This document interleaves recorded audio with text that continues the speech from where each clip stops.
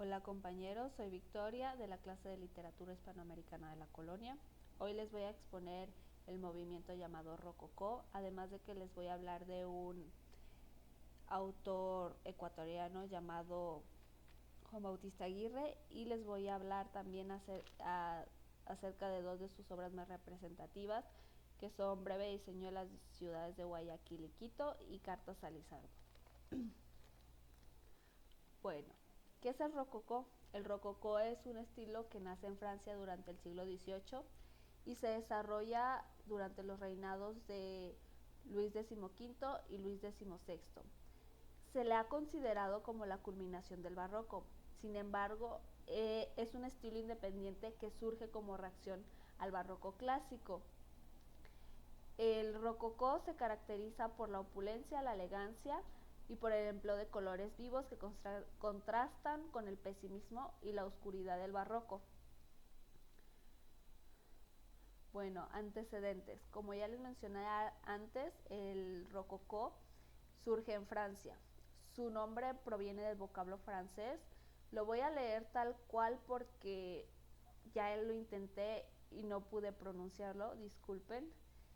Así que lo voy a leer tal cual, que es rocaille, que significa en español piedra, y el término coquille, que quiere decir concha. Estos dos elementos son de gran importancia para la ornamentación de interiores. Se difundió de manera veloz por Europa y tuvo principal auge en Alemania y Austria, y se desarrolló de manera positiva hasta que llegó el neoclásico. Las características más representativas del barroco son las siguientes. Era un estilo que estaba al servicio de la burguesía y la aristocracia, por ende las obras van a ser elegantes, opulentas y claras, además de que estaba dedicada al lujo, a la fiesta y a las comodidades. Durante el rococó el artista tenía mayor libertad para expresarse y buscaba representar los sentimientos y las preocupaciones que tenían en la vida de la aristocracia. Bueno, como la mayoría de los movimientos europeos, también el rococó llegó a Hispanoamérica y se desarrolló mayormente en la lírica. Y pues bueno, a continuación les voy a decir algunas de las características que tuvo la lírica rococó de Hispanoamérica. Tenía un regusto por la miniatura poética y el epigrama, por el poema visual, que más adelante con los poemas de Juan Bautista Aguirre, vamos a ver que si se presenta el poema visual, y el juego ingenioso. Algo menos frecuente en la lírica del rococó era una lírica musical inspirada en formas nuevas, y menos todavía el reflejo de pensamiento galante como en el rococó europeo, aunque debo admitir que en las obras de Juan Bautista Aguirre sí tiene esa musicalidad, la rima lo permite. Bueno, no desaparecen ni los temas del homenaje cortesano, ni el tema religioso, ni el amoroso, como era en Europa. Siguen también aquí. Destacó un creciente apego por la décima, por la estrofa de 10 versos. La mitología que viene a veces dentro de los poemas conservó su estricto valor ornamental y su ilustre erudito, o es sentida como un simple juego o diversión. Bueno, y ahora les voy a hablar de Juan Bautista Aguirre y de sus dos obras, como ya lo dije antes, Breve diseño de las ciudades de Guayaquil y Quito y Cartas a Lizardo. Bueno, datos biográficos de Juan Bautista Aguirre. Él nace en Daule, Guayas, un poblado cercano a Guayaquil, en Ecuador. Nace el 11 de abril de 1725 y fallece en Italia, Tivoli, en la ciudad de Tivoli, que está en Italia, el 15 de abril de 1786. Más adelante les voy a decir por qué fallece en Italia y no en Ecuador. Fue un jesuita expulso, teólogo, filósofo y poeta. Nació en una familia ilustre, oriunda de Guayaquil. Sus padres fueron Carlos Aguirre y Ponce de Solís y Teresa Carbo y Cerezo, perdón. Hizo sus estudios primarios en el Colegio Seminario de San Luis de Quito. En esta ciudad permaneció por más de 30 años y fue recibido en la Compañía de Jesús en 1740. Se ordenó de sacerdote en 1754. Desde 1756 fue profesor de retórica, derecho canónico y filosofía en la Universidad de San Gregorio de Quito. Entre 1759 y 1757 y 1759 escribió tres tratados de filosofía y en 1761 uno de derecho canónico. Algo como dato curioso de él es que fue uno de los primeros en afirmar que todas las enfermedades estaban causadas por los malignos, que eran vermículos o gusanillos que se podían ver por microscopio. O sea, eran muy pequeños. Aquí él ya habla de los microorganismos. Fue prefecto de la Congregación de San Francisco de Javier y destacó como orador y poeta. Cuando en 1776 Carlos III de España ordenó la expulsión de los jesuitas de América, Juan Bautista de Aguirre tuvo que abandonar Quito y dirigirse a Italia. Es por esta razón que él no muere en Ecuador, sino en Italia. Allí fue nombrado superior del convento de Ravenna por toda esta carrera que ya se traía, pues era muy ilustre y pues ya había hecho grandes cosas en América. Entonces esta fama ya la traía y es lo que le da un puesto superior en el convento de Ravenna. Y también es nombrado rector del Colegio de Ferrara, en el que dictó lecciones de física y de filosofía, destacando por su gran erudición y su sentido de la pedagogía. Llegó a ser consejero del obispo de Tívoli, que después fue nombrado papa y es mejor conocido como el Papa Pío VII. Obra. Bueno, la mayor parte de su producción no fue descubierta hasta 1937, cuando se encontraron sus versos castellanos, obras juveniles, misceláneas, entre cuyas composiciones destacan el soneto moral, el canto de Luzbel, el poema Carta a Lizardo, y las epístolas en décimas de breve diseño de las ciudades de Guayaquil y Quito, que van a ser, estos dos últimos van a ser de los que les voy a hablar a continuación.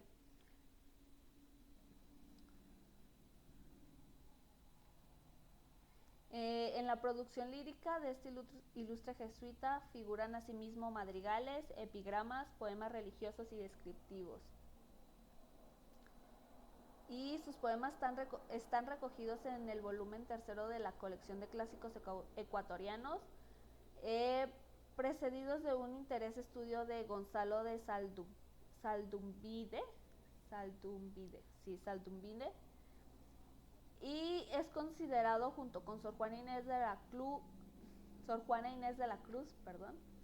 el colombiano Hernando Domínguez Camargo, forman la trilogía de poetas mayores de la literatura hispanoamericana colonial.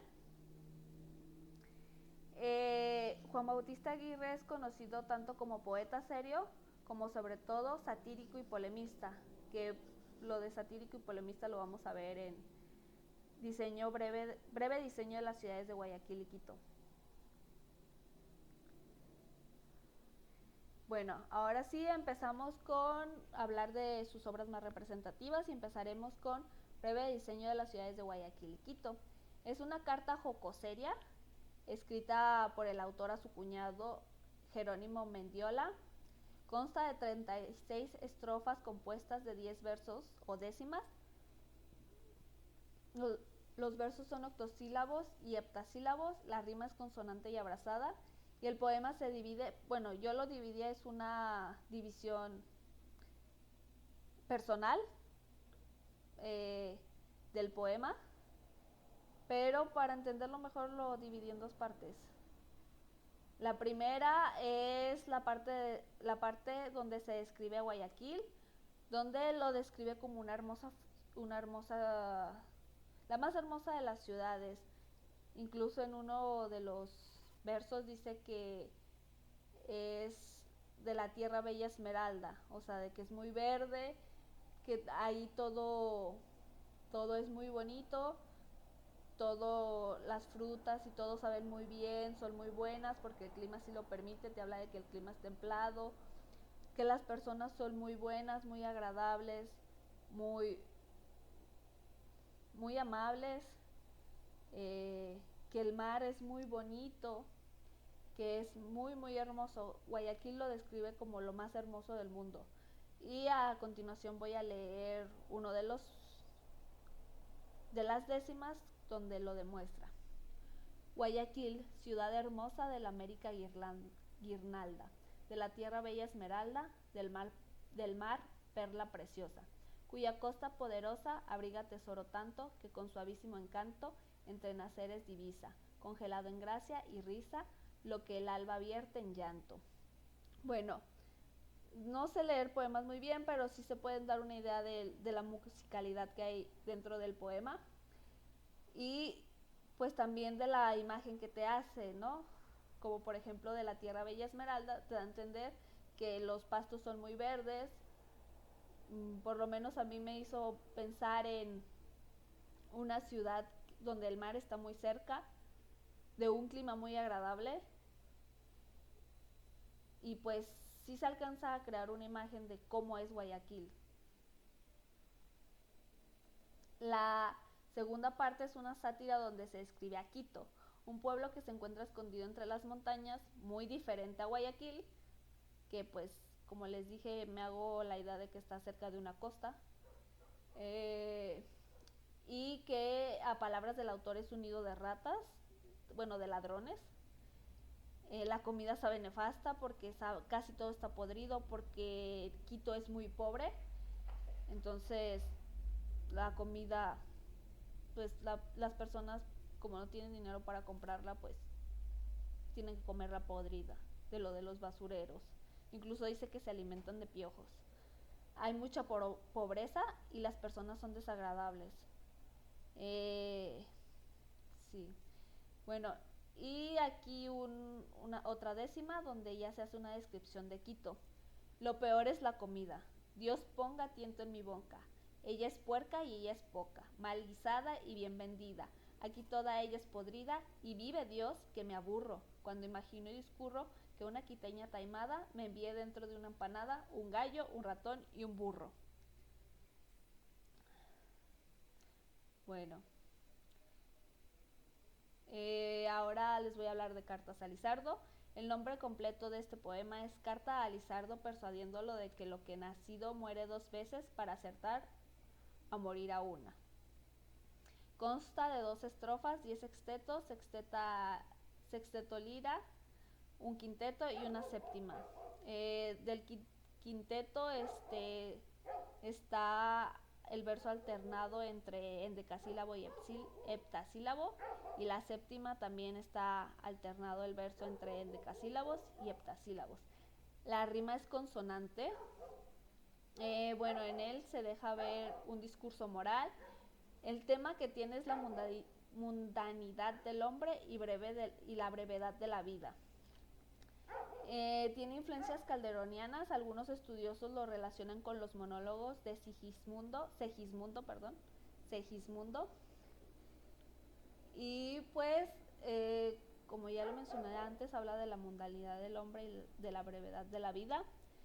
Me costó entenderlo un poquito más porque cabe resaltar que Juan Bautista Aguirre no solo estaba en la corriente del rococó, también tenía parte del barroco. Entonces creo que es un poquito más inclinado hacia el barroco que al rococó, mientras que Breve diseño de las ciudades de Guayaquil y Quito sí está más inclinado al rococó.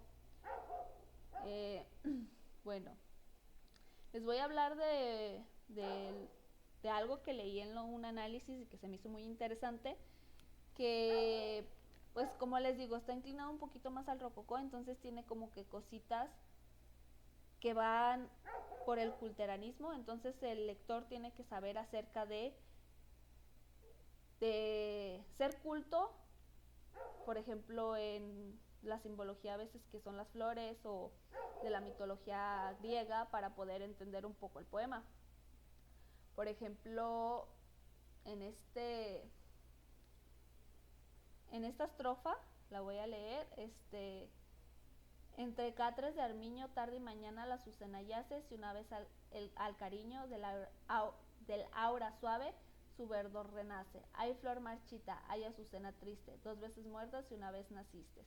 Bueno, aquí nos habla de la simbología de las azucenas, que significan pureza, pero también son aquellas que se dan en los funerales. Y también nos hace un poco de referencia, ya después menciona rosas en otra estrofa, rosas rojas. Entonces también tiene relación con la mitología griega y nos habla del nacimiento de Afrodita, donde ella sale con espuma blanca, pero después Dionisio deja caer una gota de vino que la vuelve roja. Entonces las rosas rojas simbolizan el pecado. Y también hay otra estrofa que también me llamó mucho la atención de un análisis que leí. Es: muerto nace el valiente, oso que vientos calza y sombras viste, a quien despierta ardiente la madre y otra vez no se resiste, a morir y entre muertes dos naciendo, vive una vez y dos se ve muriendo. Bueno, aquí nos dice que hagamos una relación con el mito de Arctus o de la osa mayor o estrella de Arturo. Nos dice que Arctus mata Arctos, hijo de la ninfa Calipso y de Zeus. Arctos mata a su madre Calipso, confundiéndola con una osa cuando ella estaba